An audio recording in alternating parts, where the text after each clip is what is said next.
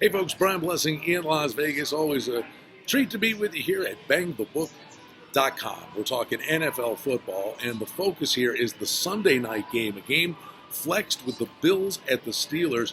And boy, the schedule makers got it right here, because all of a sudden, this football game with the Bills coming up short against the Ravens, had they kicked the door down and won that game at home on Sunday in Orchard Park, they would have really controlled their own destiny in terms of maybe being the number one seed in the AFC. Now, all of a sudden, Buffalo, who's been entrenched as the 5 seed, looks over their shoulder. The Steelers a game back. Pittsburgh wins this game. They actually leapfrog over Buffalo and really put the heat on the Bills in the final 2 games of the season. The bottom line is here. The money's coming in on Pittsburgh, I think, for a couple of reasons. Pittsburgh's a public team. You were seeing a 1-point number that's up to 2. There's some 2.5s.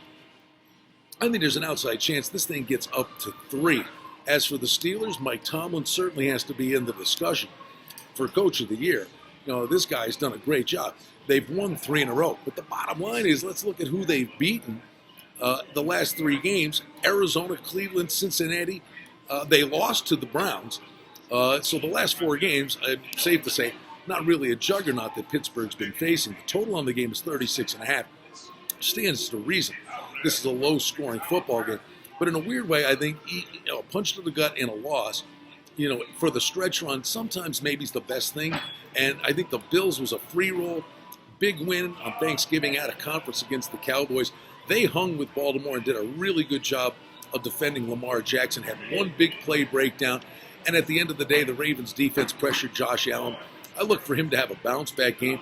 And I think the Bills have to use Singletary a lot more. I think they've got problems in the red zone with the smallish wide receivers. But this Bills defense, and the Steelers defense is playing great too, but this Bills defense is just playing their heart out week after week after week after week.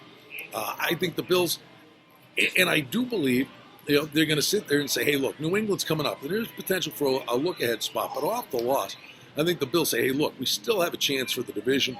The Steelers fighting for their lives. It's going to be a defensive battle.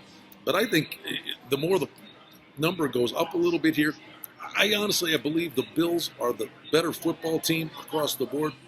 Pittsburgh's done a great job overachieving. I look for the Bills to bounce back in this spot in a physical Sunday night football game. Always good to be with you here at bangthebook.com. Follow along on Twitter at bangthebook. You can follow me at Brian Blessing. And, of course, join Adam Burke every day with the Sports Betting Podcast at bangthebook.com.